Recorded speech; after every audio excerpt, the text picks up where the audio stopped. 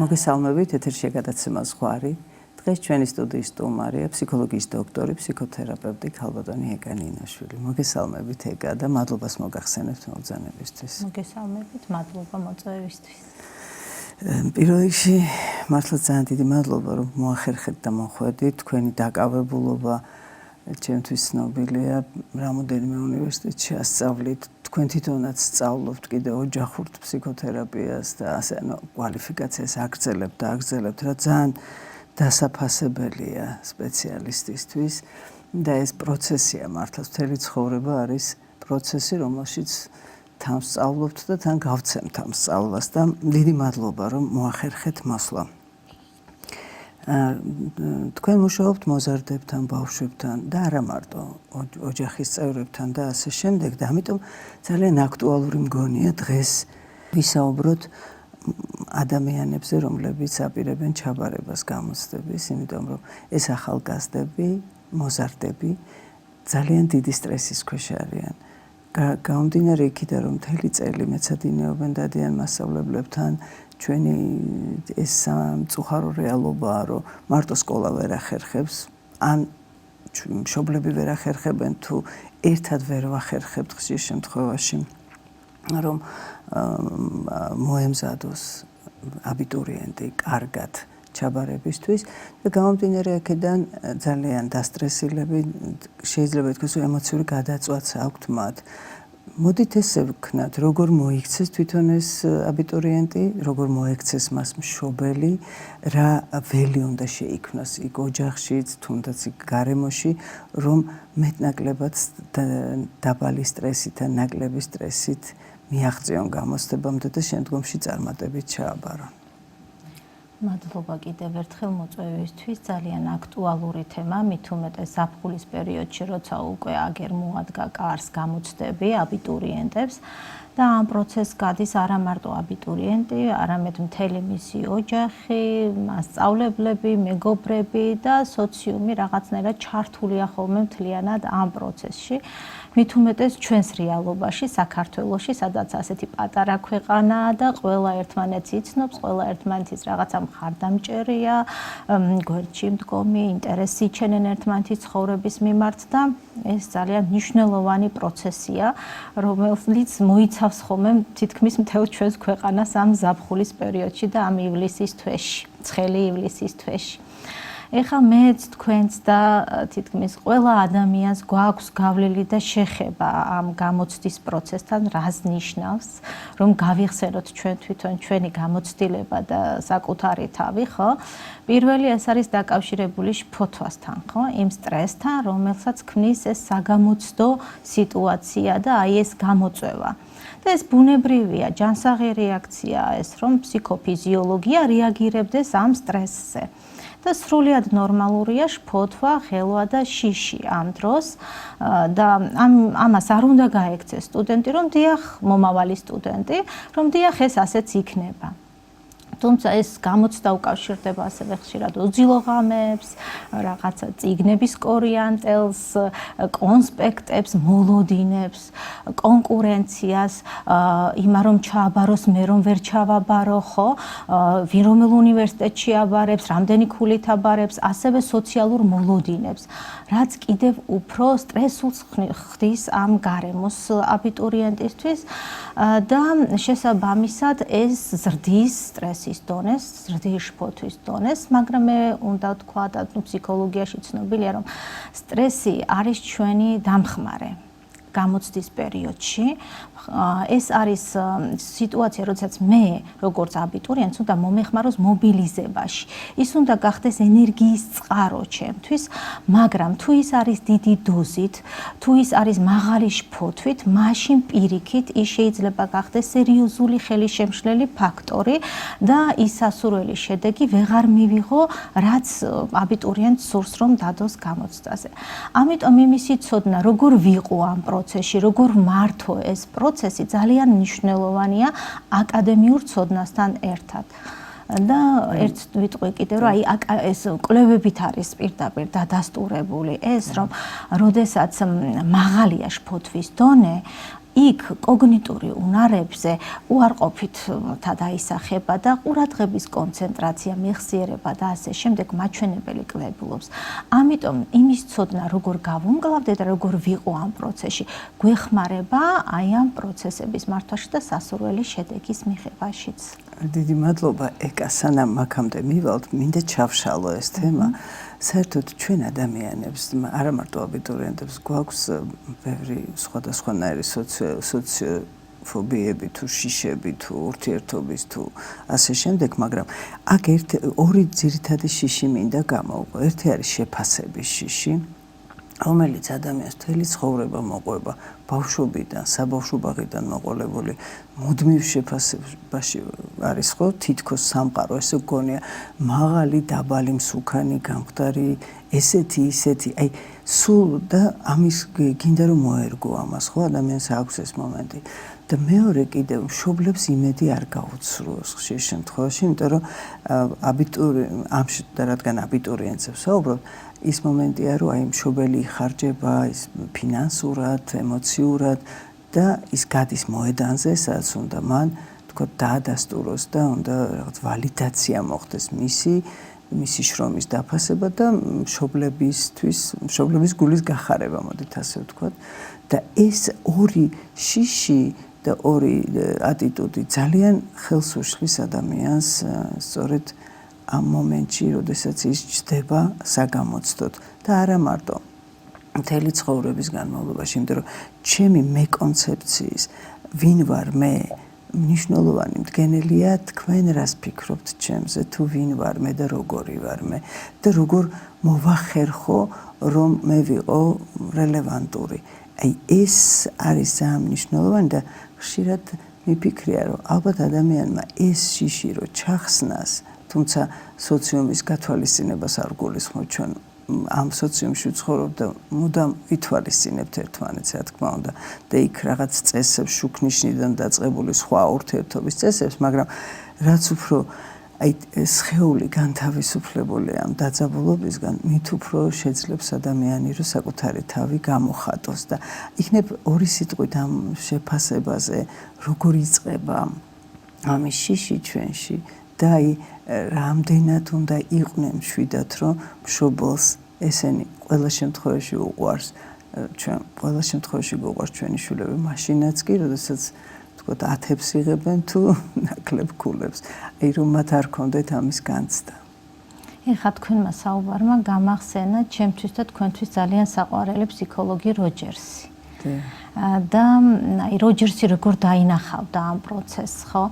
ძალიან საინტერესოა, რომ ეს საგამოცდო სტრესი არ არის მარტო გარე ფაქტორებით გამოწვეული, ეს არის ჩვენი შინაგანი გამოცდილება, ჩვენი შინაგანი აღქმა, რომელსაც ხშირად განაპირობებს ის გარემო, რომელშიც ჩვენ ფორმირდებით და ჩვენი აბიტურიენტები ყალიბდებიან თავისი აღზრდით, იმ ადამიანების გავლენით, რომლებიც გარკვეულწილად საკუთარ მოსაზრებებს მერე აწვდიან ხოლმე ბავშვებს და მერე ხდება ეს ამ მოსაზრებების გაშინაგნება, რასაც ჩვენ ინტროექტებს უწოდებთ და მერე ეს ინტროექტები ძალიან დიდ და მნიშვნელოვან როლს ასრულებს მერე იმ შიშის საფუძვლის შექმნაში, რომლითაც მერე ხდებიან გამოცდას პირისპირ.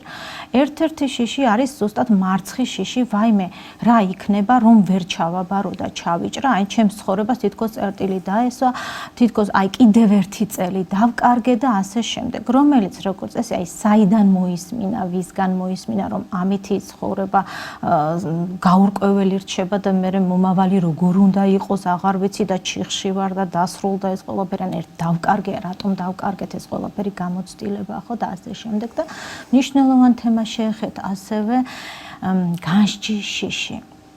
ნახეთ, მე ესეთი წარმოდგენა მაქვს ამ პროცესზე, რომ აბიტურიენტი დგას სცენაზე და პარტერში სხედან მაყურებლად მშობლები, მასწავლებლები, ნათესავები, მთელი საზოგადოება, ახლა ამ ინტერნეტ სივრცემ კიდევ გაზარდა ეს პუბლიკა და ამ პუბლიკის წინაშე არის ფოკუსში მოქცეული აბიტურიენტი. ეს შფოთვის დონეს რა თქმა უნდა მაღლას წევს და ძალიან რთული გამოწვევის წინაშე აყენებს აბიტურიენტს და ხშირად შეიძლება მეორე ხარისხოვანი გახდეს გამოცდაზე ის აკადემიური ქულებზე ხელვა და ასე ვთქვათ, მეტად პრიორიტეტული გახდეს ეგრეთ წოდებული მე დავარქმევდი სოციუმის გამოცდა რომ ჩააბაროს ბავშვმა და ეს ძალიან ხელშემშლელი შეიძლება გახდეს აბიტურიენტისთვის, იმიტომ რომ ვინ რას იტყვის რომ ჩავიჭრა.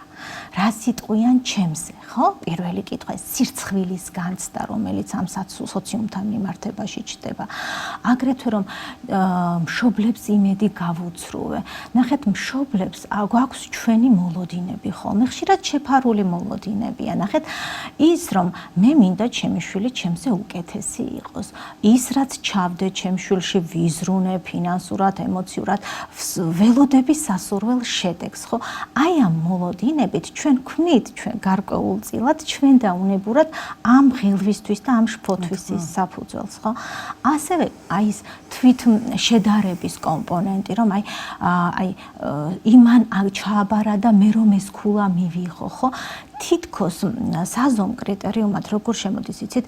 პიროვნების საზომად იქცევა ეს ქულები ხოლმე, მაგრამ ჩვენ უნდა გვახსოვდეს, რომ მიღებული ქულა გამოცდის შედეგი ჩვენ პიროვნებას ვერანაირად ვერ გაზომავს. ჩვენ ბევრად მეტი ვართ ვიდრე ქულა, ან რაიმე ტესტის შედეგი.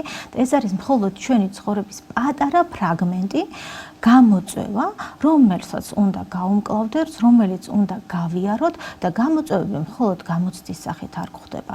ცხოვრებაში ბევრი გამოწვევაა და ამ პროცესთან ურთიერთობა და ამ პროცესში ყოფნა უნდა ვისწავლოთ და ეს ერთ-ერთი გამოცდილებაა აბიტურიენტისთვის ამ თავისი ცხოვრების ეტაპზე.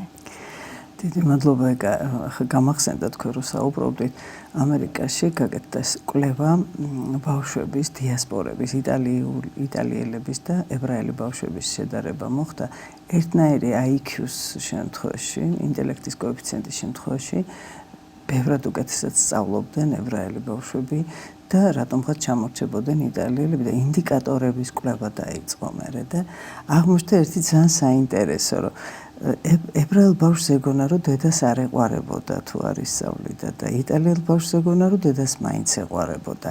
აი აქ ჩვენ იმ დილემის წინაშე ვდგავართ მშობლები და პედაგოგები, რომ ნახეთ რაღაც ჩვენს ვაკეთებთ არჩევანს ამ დროს და უნებურად ბავშვსაც ვაკეთებინებთ არჩევანს და ვისთვის რა არის წარმატება, აი გამომდინარე იქიდან ვიქცევით განსხვავებულად, რომ ზოგისთვის მნიშვნელოვანია ვთქვათ, რომ სილაღე ბავშვი იყოს უფრო მშვიდად, უფრო თვით გამოხატვა შეძლოს და ზოგისთვის მნიშვნელოვანია რაღაცა ვთქვათ იგივე შედეგი.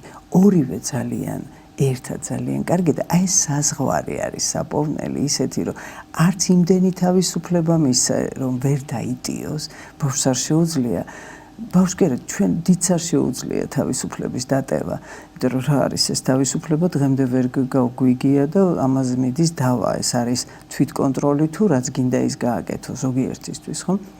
მისცე ზედმეტი თავისუფლება შეიძლება ის მერე მოგიტრიალდეს და გითხრას სად იყავი დედა, როდესაც მე არ მეცადინეობდი, არაფერს არ ვაკეთებ, შენ რატო არ მიშლიდი?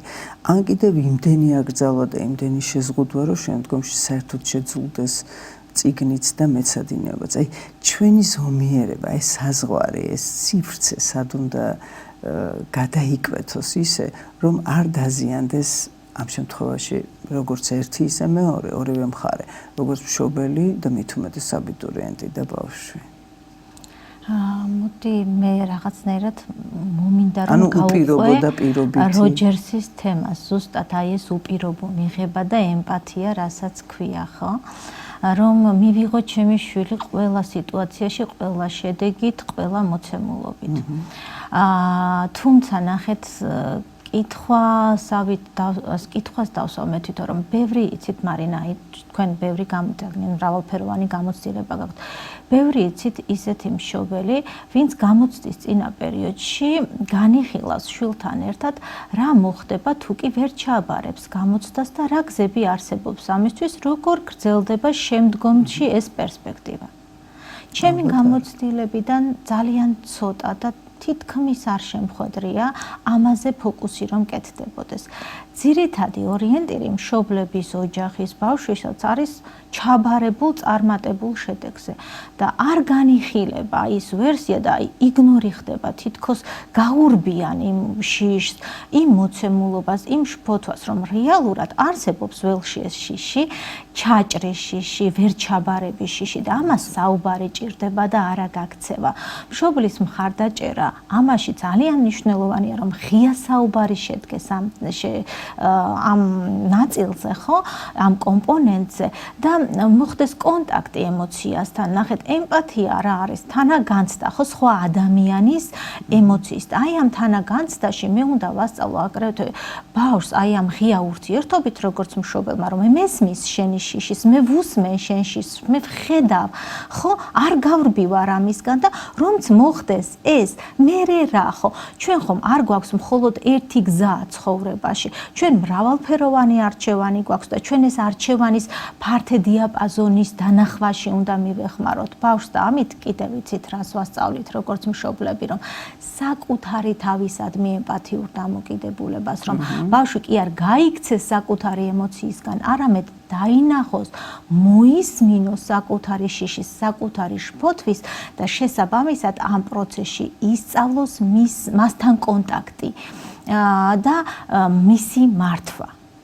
აი ეს ძალიან მნიშვნელოვანი კომპონენტია აი ამ მიმღებლობის და ემპათიის ჭრილში მშობლის მხარდაჭერის მხრიდან. და სანამ აუცილებლად კონკრეტულ რეკომენდაციებზე გადავალთ, აი თქვენ ბრძანეთ სიტყვა მართვა. ანუ ზოგისთვის მართვა განიხილება როგორც დაბლოკვა, გაქრეს ემოცია, გასადავება ემოციების და მისი დაიგნორება, ანუ თითქოს არც ბრაზი არსებობს, არც შიში, არც სიხარული, არც სევდა, არაფერი. არის რობოტივით ადამიანი, რომელმაც A-წერტილიდან B-წერტილში უნდა აღმოჩნდეს როგორც უნდა. და აი ამ დაიგნორებით და განდევნით ადამიანს აუცილებლად ეს ყველა განდევნილი დაუბრუნდება სიმპტომების ან დაავადებების სახით რაღაცა პერიოდში. მაგრამ რა თქმა უნდა, ამაზე ჩვენ იმ მომენტში არ ვფიქრობთ. თითქოს ახლა უნდა გადარჩეს ადამიანი, რომ რაღაცნაირად გაიაროს აი ამ თქოთ კორიდორებში, რასაც ქვია ჩვენი ცხოვრებისეული კრიზისები, ხო? და აი თქოთ როგორ უნდა მოახერხოს ადამიანმა, რომ ასერტიულ ქცევას რო ამბობენ, ან თავისი ემოციის გამოხატვა ისწავლოს, მანამ სანამ ესეთი დღე დაუდგება, რასაც გამოცდა ქვია და მე აუცილებლად გამოცდაზეც ვისაუბრებ, რომ არ იყოს საშიში მისთვის ის რომ რაღაც ისე შინია, ან ის რომ რაღაცაზე გაბრაზდა, ანუ ეს ხო საზომია ჩვენი ღირებულებების, ჩვენი მდგომარეობის, ეს ხო ჩვენი რაღაც სანავიგაციო სისტემაა, ჩვენი ემოციები და თითქოს სანავიგაციო სისტემას ვაქრობთ, ხო? ვკეტავთ და ეს გზააბნეულები ვართ ამ გაგებით. აი როგორ ვასწავლოთ, რომ ემოცია არ არის სირცხვილი, ემოციის გამოხატვა, ან კიდევ როგორ გამოხატოს და როგორ მართოს.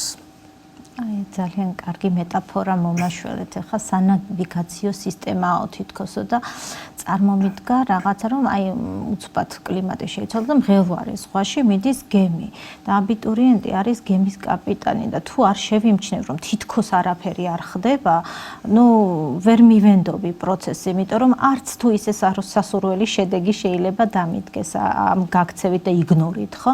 ამიტომ მე უნდა პირიქით მობილისტე და დიახაც ხდება, დიახაც არის გარკვეული შიშროება თუ გამოწვევა მინდა უფრო თქვა, არის გამოწვევა, ეს არ არის სწორი სიტყვა საშიშროება და ამ საჭის ხელში აღება უნდა შეცვალოს და კონკრეტული ქმედებების განხორციელება.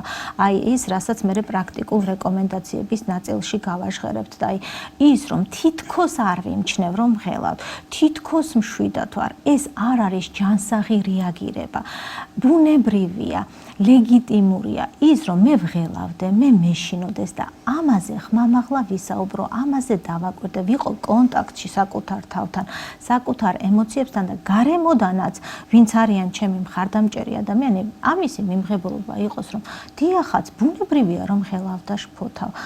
რა მოხდა? ანუ ის რომ მომეთხოვებოდეს ვიყო გაწონასწორებული, რომ 7 და შიგნით სხვა პროცესი მიდიოდეს, ეს არ არის ჯანსაღი. ჯანსაღია, როცა მე ამას გამოვხატავ და ეს არ არის სირცხვილი. და ასევე მნიშვნელოვანია ის, რომ აი ხა გამახსენდა რა არის შინაარსები, ხო? კიდევ კითხვა, როგორ ვარ? აი ამაზე პასუხი. ეხლა როგორ ვარ ამ მომენტში მე? როგორ არის ჩემი სხეული, ჩემი ემოცია, ჩემი აზრები და არა რატომ? იმიტომ რომ სიტყვა რატომ მაკარგინებს რეალობაში ყოფნის განცდას და გამოცდა სიტუაცია ეხლა მაქვს, მოცემულ მომენტში მაქვს და მე როდესაც ვფიქრობ, რატომ ღელავ, რატომ მეშინია? ან გავბივარ ესა მომავალში, ან წარსულში, ან წარსულში რაღაც შეიძლება გამოცდილება მქონდას, რომ სკოლაში ვერ ჩავაბარე, გამოცდა კარგად, ან დაბალი ქულა მივიღე და ეს ჩემი შფოთვის დონეს აწევს, ან მომავალში რომ ვერ ჩავაბარო, გაურკვევლობა, მე რა იქნება, რა მოხდება, რა დამემართება, ანუ გავბივარ მომავალში და რეალობას ვკარგავ. ან რო საგამოცდო სიტუაცია აგერ მაქვს, ჩემს წინ არის, რომელიც მოითხოვს კონკრეტულ ქმედებას. ამიტომ კითხვა რატომ არ უნდა დასვას აბიტურიენტმა მნიშვნელოვანია, დააკვირდეს და იყოს პროცესში, როგორ ვარ ეხლა, რა ხდება ამ წუთას ჩემთან, ჩემს სხეულში, ჩემს აზრებში, ჩემს ემოციებში. და ამის მერე უკვე ადეკვატური რეაგირება, ადეკვატური გზა გამოჩნდება მისი ქმედებებისთვის. დიახ, ძალიან კარგი ის იყო შენიშვნა, თქვენ მოიტანეთ რატომ და როგორის ურთიერთმიმართება. იმიტომ რომ ჩვენ ხშირად არ ვაქცევთ ყურადღებას ფორმულირებას, წინადადებას, რომ ვამბობ და ზმნას რა დროში ვხმარობ საუბრის დროს, ის ზმნა არის მოქმედება. ისევ ცხოვრობ, როგორც საუბრობ, ხო?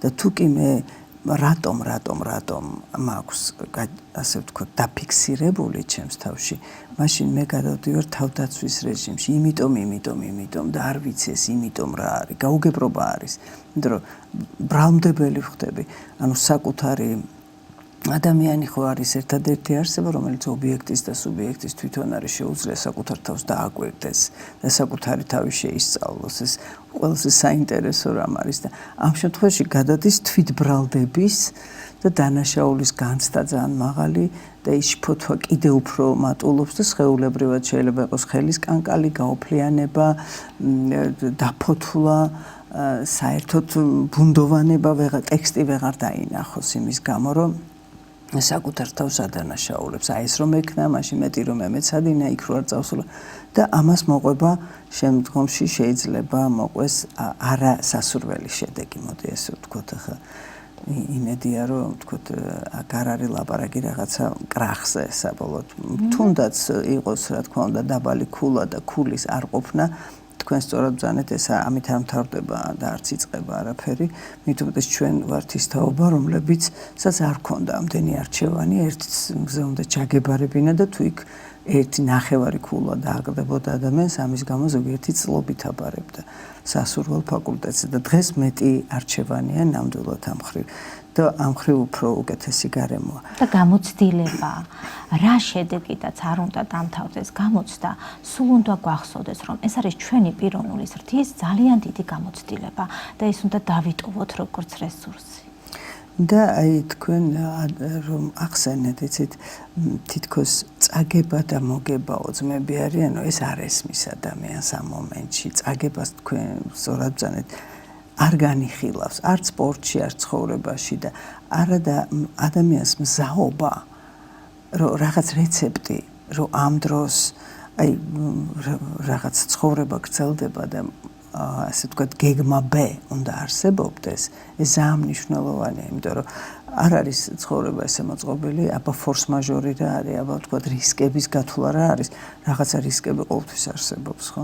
და ბუნებრივია, რომ ამ დროს ძალიან ვიწროვდება, სტრესს აქვს ესეთი უნარი, რომ სააზროვნო სივრცე დაავიწროვოს ძალიან, გადახუროს ეს სააზროვნო არხები და მხოლოდ აი ლიმბურ სისტემაში, ემოციებში დარჩეს ადამიანი და ინტერპრეტაციებში და რაღაცა ძალიან მაღალ ვიბრაციაში. და აი როგორ გაარღვიოს და როგორ დავიწყოთ ამის მართვა და ეს არის ძალიან მნიშვნელოვანი და ჩვენ ყველანი სხეულებით ვართ მოსულები და სხეულზე გამოდის ეს ემოცია. სხეული ხო ვერ იტყუება. აი როგორ მოიქცეს მანამდეც, მერეც, გამოცდაზეც აბიტურიენტი, რომ რაღაცნაირად ემოციური განიავება შეძლოს, რაღაცა დასტაბილურება, იმ სუნთქვის, გულისცემის, ხელების კანკალის და ასე შემდეგ. კი ბატონო, ძალიან მნიშვნელოვანია, რომ ფსიქოლოგიაში ჩვენ გვაქვს და ძალიან მიყვარს ეს მიდგომა, რომ ცხოვრება არ არის მდგომარეობა, ეს არის პროცესი, რა თქმა უნდა. შესაბამისად, ეს არის პროცესი, რომელსაც უნდა გავყვე, რომელში ყოფნაც უნდა ვისწავლო, როგორც აბიტურიენტმა. და ეს ჩემი ცხოვრების ერთ-ერთი მიმდინარე მომენტია და ნახეთ ძალიან მნიშვნელოვანია ამ დროს რაზე ვაკეთებთ ფოკუსს. ჩვენს აბიტურიენტებს მინდა დავუსვა კითხვა, ყველაზე ხშირად რაზე ფიქრობთ, რომელ ნაწილზე, რა არ იცით, თუ რა იცით. იმიტომ რომ ველიდან რა ფიგურა გამომაქვს, ამის მიხედვით ხდება მერე ჩემი რეაგირება ამ სიტუაციაზე. როდესაც მე ფოკუსირდები იმაზე, რა არ ვიცი, ბუნებრივია თქვენც ძალიან მარტივად გასცემთ ამაზე პასუხს, ხო? რა დაემართება ჩემს ემოციებს. მაგრამ როდესაც მე ფოკუსირებული ვარ იმაზე, რა ვიცი, მეტი თავდაჯერებულობა, მეტად მყარნიადაკს ვგრძნობ. ამიტომ ჩვენ გვჭირდება გამოცდის სტრესულ გარემოში თავდაჯერებულობა და ამაზე უნდა გაკეთდეს ფოკუსი. აგრეთვე ის, რომ ჩემი ცოდნა არის საკმარისი იმისთვის, რომ ის პასუხები ჩემ შიგნით დეს. ყველა პასუხი, რომელიც გამოცდაზე იქნება, არის ჩემ შიგნით. ამიტომ მე უნდა უბრალოდ დავეხმარო საკუთარ თავს, საკუთარი თავის მხარდამჭერი უნდა გავხდე, რომ ეს ცოდნა კი არ დაბლოკა, რომელიც მიცე საშუალება, რომ გამოვიდეს და სულ მახსოვდეს, რომ ეს პასუხები მაქვს მე ჩემს შიგნით და დავეხმარო, ვიყო მხარდამჭერი საკუთარი თავის და როგორ, ხო? პირველი ერთ-ერთი სანამ გამოცდაზე გავალთ ფსიქოლოგიაში არის რეკომენდაცია ხოლმე რომ ვიზუალიზაცია გააკეთონ. ანუ წარმოიდგინონ დეტალურად ის საგამოცდო სიტუაცია, სადაც არიან, როგორ წერენ, როგორ მშვიდად არიან, როგორ თავდაჯერებულება ცხადან. აი, განიცადონ წინასწარ ემოციურად. აი, ყოველდღე რაღაცა პატარა ესეთი ვიზუალიზაცია გააკეთონ, მოამზადონ საკუთარი ტვინი აი ამ შედეგისთვის, აი ამ პროცესისთვის პოზიტიურ ჭრილში. თვითონ გამოცდის პროცესს რაც შეეხება, სწორად აღნიშნეთ გალბატონო მარინა, რომ პირველი რეაგირება არის სხეულებრივი, ხო? სტრესზე ბუნებრივია, რომ სხეულმა მისცეს გარკვეული რეაგირება, ანუ დაიძაბოს, შფოთვის ჰორმონი გამოიწვიოს, კორტიზოლი, ადრენალინი, რაც იწვევს გულის ჩცემას, მომატებას, პულსაციის აჩქარებას, ზოგჯერ შეიძლება სუნთქვაც შემეკრას, ხო? ამ დროს მე უნდა მქონდეს რამე ინსტრუმენტი, რომლითაც მართავ და ცნობილია ფსიქოლოგიაში და ბევრჯერ გაჟღერებულა, აი ეს სუნთქვითი ტექნიკა, რომ ჩავისუნთქოთ რაღაცა, რამე 4 წამის განმავლობაში გავაჩეროთ, თქვათ, რამდენიმე წამი ეს სუნთქვა იგივე და მე უფრო ხანგრძლივად ამოვისუნთქოთ პირიდან, ცხვირით შევისუნთქოთ, გავაჩეროთ სუნთქვა ცოტა ხანს, რამდენიმე წამი, 4 წამი დაახლოებით და მე ამოვისუნთქოთ დაახლოებით 8 წამის განმავლობაში. ოღონდ ეს ამოსუნთქვა იყოს თითქოს სანთელს ვაქრობ, აი ესე. პირით. აი ამ უნარში უნდა ივარჯიშოს. იმიტომ რომ ვენტილაცია მოხდეს და ტვინს სტრესის სიგნალი აღარ მიეწოდოს და მოეშვას ეს სხეული.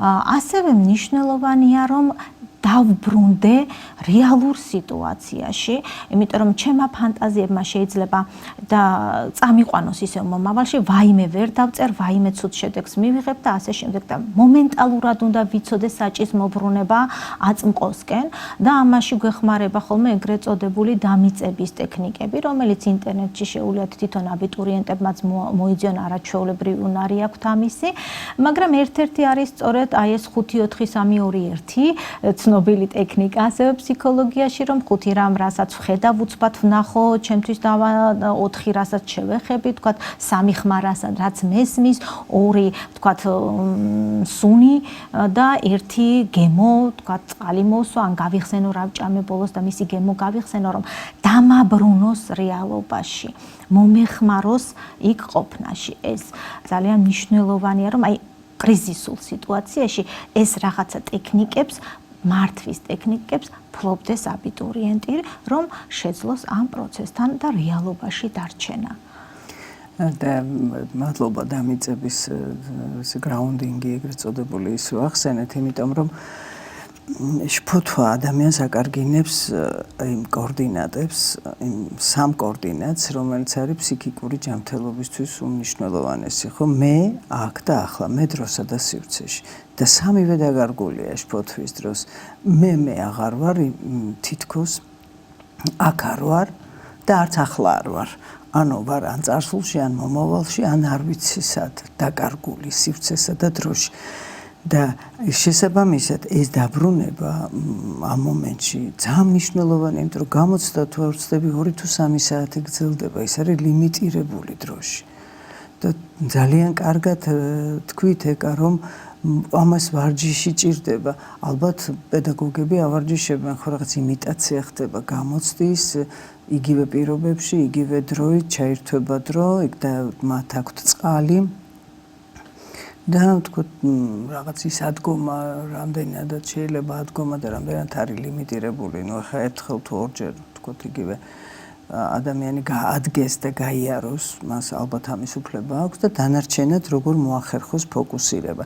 ამაში ვარჯიში მნიშვნელოვანია და თქვენ რო საუბრობთ გამახსენდა ზღაპრებში არის ესეთი ის რომ ყურის ბიბილოზეო ვიჩქმიდეო, სხატში ვარ თუ სიზმარშიო და ბიბილოზე ჩქმე და ყურებზე შეხება და მოჭერა ბიბილოზე არის ძალიან მნიშვნელოვანი დამიწებისთვის. იმ წუთას აღმოჩნდებით სხატში. თუ მანამდე გონია რომ ცუდ სიზმარში ხარ თან, იმიტომ რომ გამოცდა თუ რაც შეიძლება პოზიტიურად არა გაქვს მანამდე გააზრებული და ნაგრძნობი, შეიძლება ვიღაცისთვის იყოს ძალიან მძიმე გადასატანი მომენტი. და არც თუ ისე მცირე რაოდენობის აბიტურიენტებისთვის, იმიტომ რომ უამრავი ახალგაზრდა სხვათა შორის აი გოგონებში უფრო ბიჭები შეიძლება უფრო ბლოკავენ, არ ვიცი, ძალიან მაღალია შფოთვა და ძალიან მაღალია ეს ნერვიულობა გამოცდების წინ, ვერ ჭამენ, ვერ კონცენტრირდებიან ვერაფერზე და გადახლა. აი ეს ეგრეთ წოდებული გადაწვა ემოციური. აი რა გააკეთოს, სანამ გამოცდაზე მივა. აი ვთქვათ, ბოლო წუთამდე იმეცადინოს და კიდევ რაღაცები წეროს თუ თქვა შეუძლია გაისეირნოს, თქვა წინა საღამოს ან სუბუქად ივარჯიშოს ან რაღაცა ბუნებაში აი რაქნას ისეთი რომ არ მოხდეს მისი შთანთქმა, თქვა მხოლოდ გამოცდით რომ მოხდეს განიავება როგორც სუნთქვით, ასევე თქვა ფიზიკურადაც. სხვადასხვა კვლევები ადასტურებენ მაგას, რომ გენდერთან შეჭიდული არის ეს მომენტი და გოგონებთან უფრო მაღალია ხოლმე და პროცენტული მაჩვენებელი უფრო მეტია სტრესის და შფოთვის დონის მატების. თითქოს უფრო მეტ შრომას დებენ გოგონები. ეხლა მე არავის შეურაცხყოფას არ ვაყენებ, რა თქმა უნდა, ძალიან უფრო პასუხისმგებლიანები ხშირ შემთხვევაში არიან, თუმცა გოგოსაც გააჩნდა ბიჭსაც, მაგრამ რაღაცნაირად აი ალბათ იცით კონტრიბუციაზეც არის, რაც მეც დებ, მიც მეც ელოდები, ხო? მოლოდინები ხო არის ის, რაც ჩვენ ტენდენციურია და ის განსაზღვრავს ხშირად მომავალს, რასაც ველოდები. და ეს როდესაც იწყება ეს მაღალი ვიბრაცია, აი როგორ შეიძლება ამ დროს რა არის ის გამკლავების მექანიზმები, რაც შეიძლება? ერთ-ერთი აი მიღებული, მაგრამ არასწორი სტრატეგია არის, რომ ბოლო წუთამდე მეცადინეობენ. ეს არაფრით არ შეიძლება. რაც ვიცით უკვე ის ვიცით, ეხა ბოლო ერთ კვირაში ვერ შევცვლით მთლიან სურათს, ვერ ვისწავლით ისეთ სიახლეებს და რაღაც ახალ აღმოჩენებს ვერ გავაკეთებთ, რომელიც ძირეულად შემიცვლის რაიმე სურათს.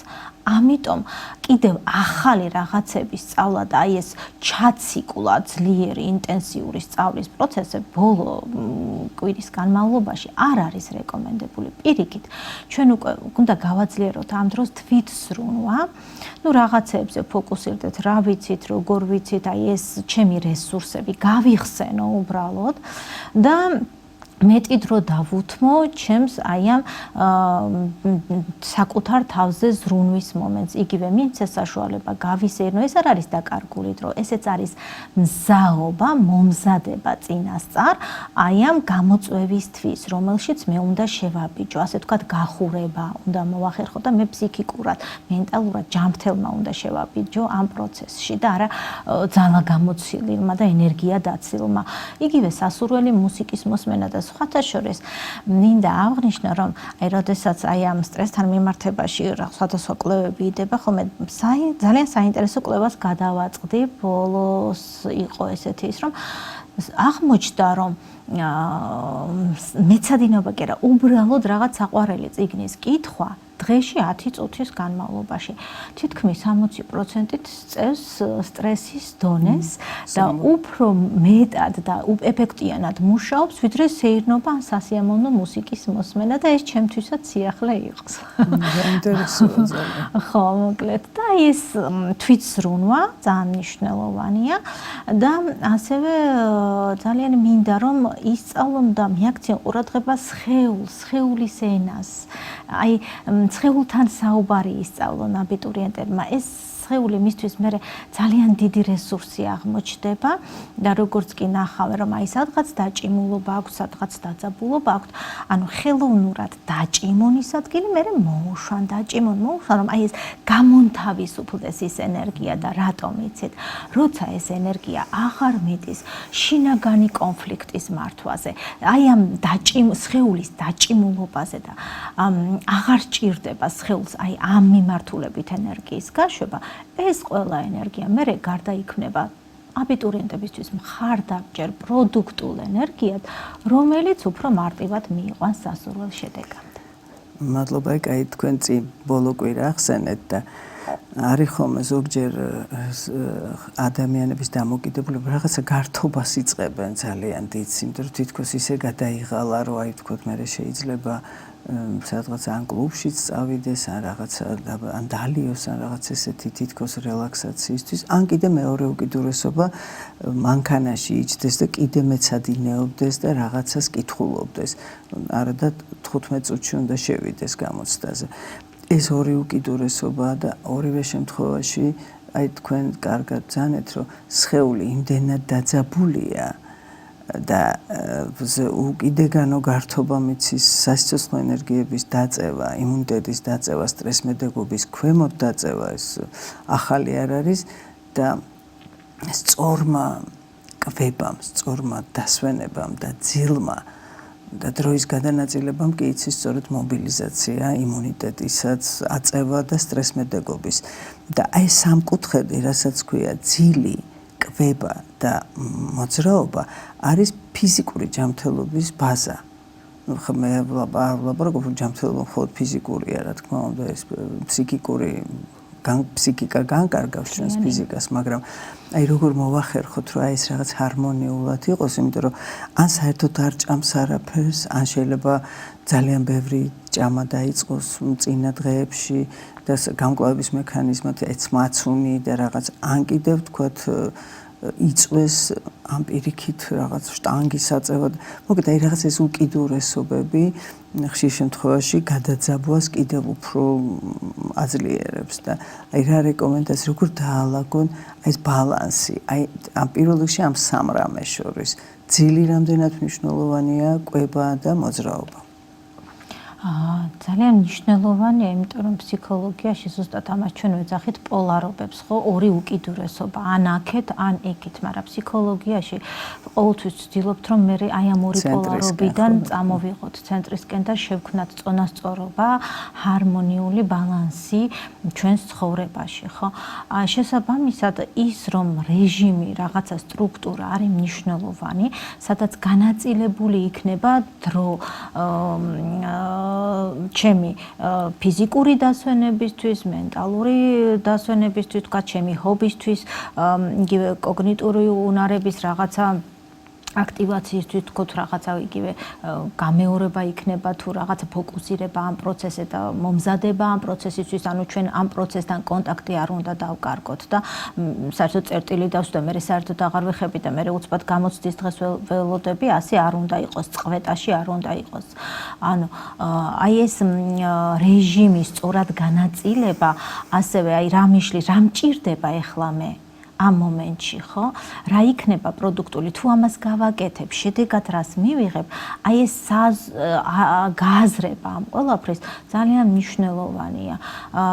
და ეს არის ზუსტად ერთ-ერთი თვითზრუნვის შემადგენელი კომპონენტი, რომ აი ეს რა შედეგს მომიტანს, ეს რა შედეგს მომიტანს, და მე ეს დავალაგო, გარკვეული სტრუქტურა მივცე და ვიყო გარკვეულ სიტყვა რეჟიმი არ მოწონთ ხოლმე ხშირად და რაღაცა ეს თხის სტრუქტურა რასთან ასოცირდება, მაგრამ ამ შემთხვევაში მე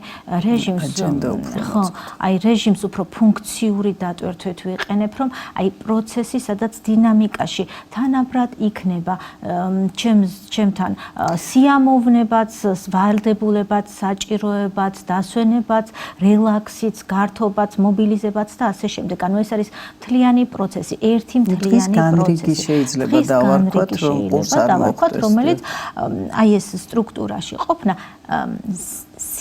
როგორ გითხრათ, ანუ გაურკვევლობა კი არა, ანუ სინათლე, სადაც უკვე ვხედავ რა პროცესი მიმდინარეობს, მიმარტივებს ამ პროცესთან კონტაქტს და ამ პროცესში ყოფნის ხარისხს აქვს ამ დროს.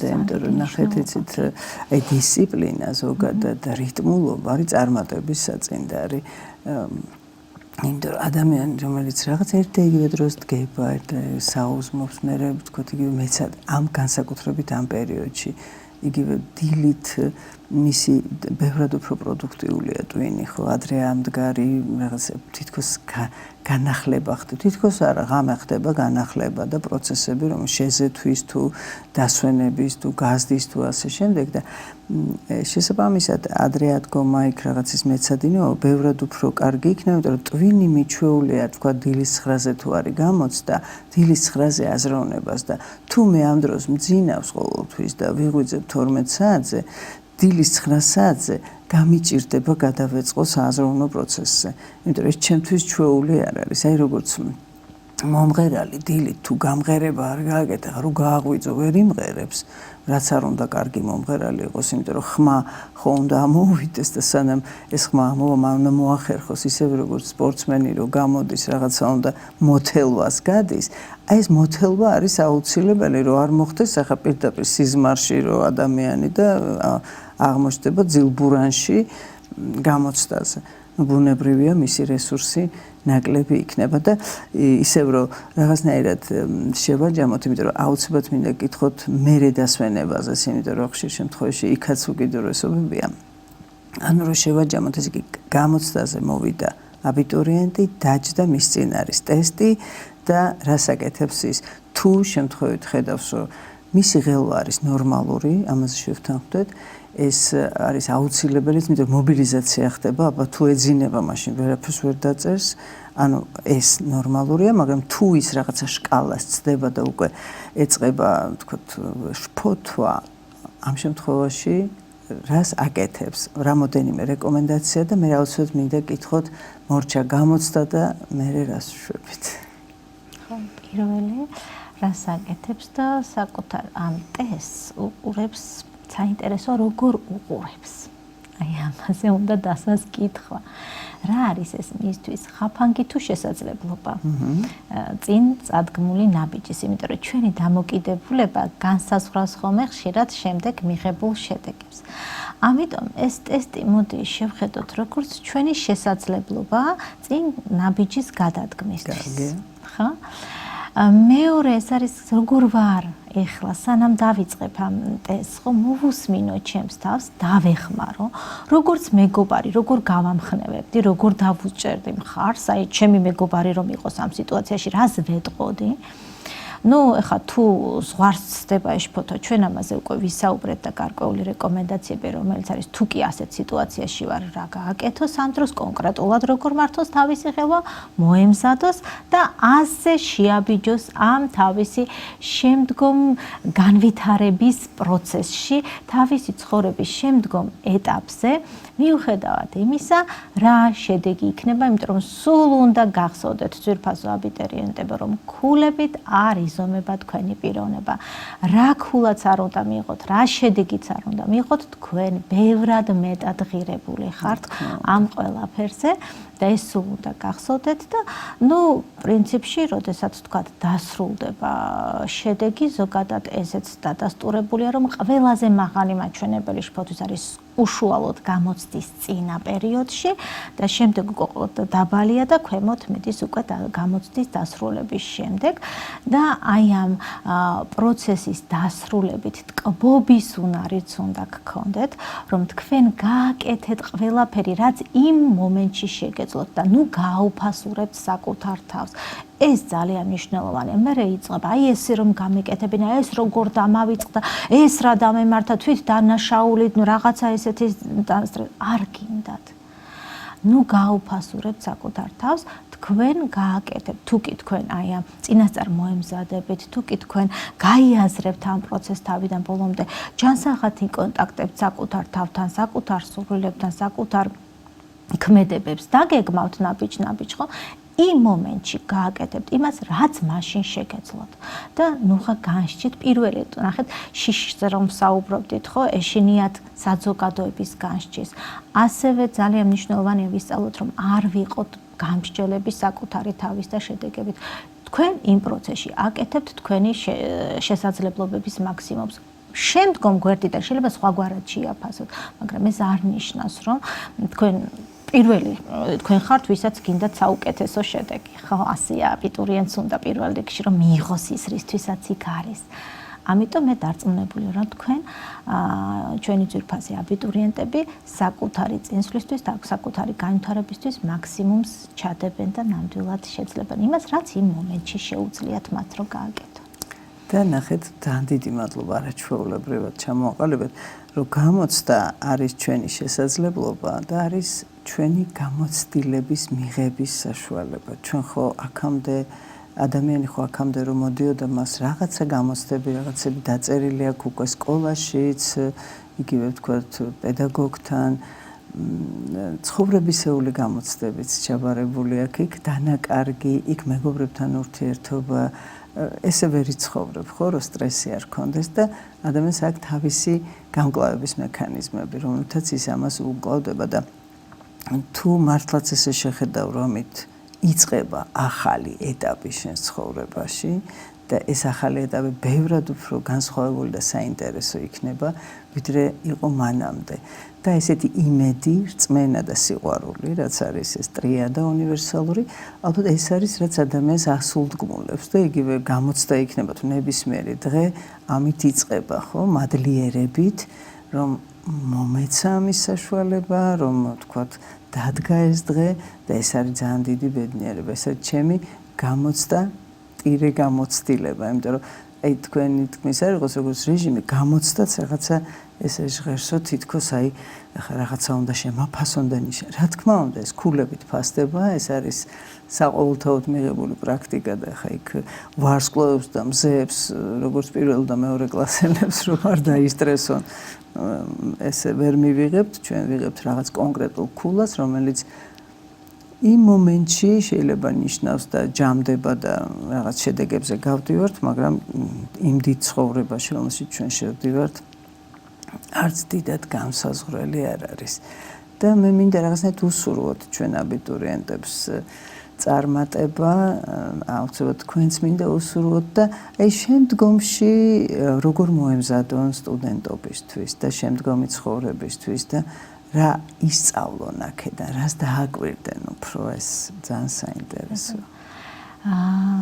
წარმატებები, რა თქმა უნდა, ჩვენ სტუდენტებს და მინდა გავაჟღერო, რომ ისინი შედიან ძალიან საინტერესო ეტაპზე თავისი ცხოვრების, მოზარდობიდან გადადიან ადრეული მოზრდილობის პერიოდში, როდესაც არის უამრავი შესაძლებლობების არეალი, უკვე მათი გაფართოების არეალი და ეს არის ის რესურსებით და შესაძლებლობებით სავსე წლები, რომელიც ერთ-ერთი ყველაზე პროდუქტია ჩვენ პიროვნულ განვითარებაში და მე მინდა რომ ვუსურვო მათ აი ეს რეალიზება, თვითრეალიზება.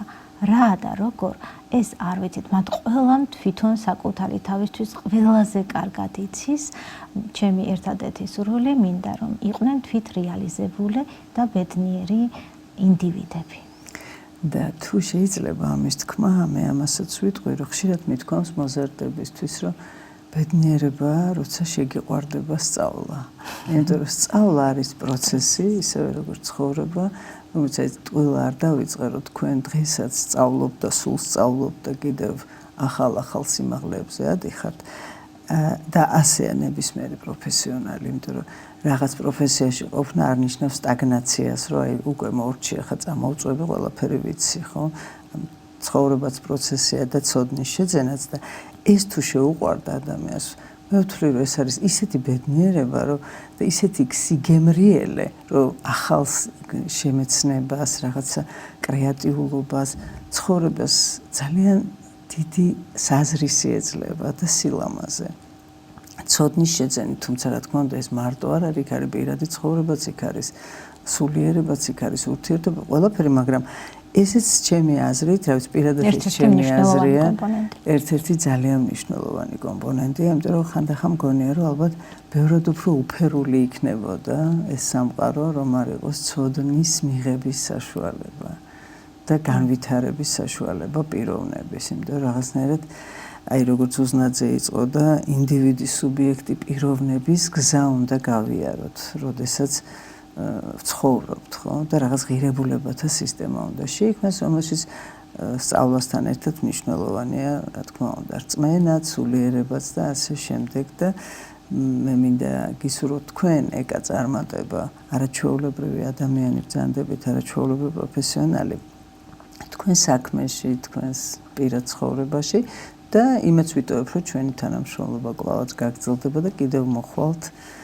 და ისაუბრებთ, იმიტომ რომ რაღაცნაირად დამთავრდა ჩვენი გადაცემა და არ მეთმობთ, მინდა რომ კიდევ ვისაუბროთ. მადლობა, ძალიან სასიამოვნო იყო თქვენთან სტუმრობა და მადლობა. პრინციპში ბოლო ფრაზა არის, რომ ადამიანები ვიბადებით შემეცნებელ არსებად და ცხოვრებაში ჩვენ ამ შემეცნებელ არსებად უნდა დავრჩეთ და გავაგრძელოთ არსებობა.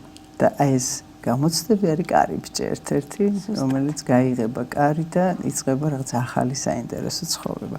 მადლობა კიდევ ერთხელ, მე კი შეგახსენებთ, რომ დღეს ჩვენი სტუდიის სტუმარი იყო ფსიქოლოგიის დოქტორი, ფსიქოთერაპევტი ქალბატონი ეკა ნინაშვილი. კარგად ბრძანდებოდეთ მომავალ შეხვედრამდე.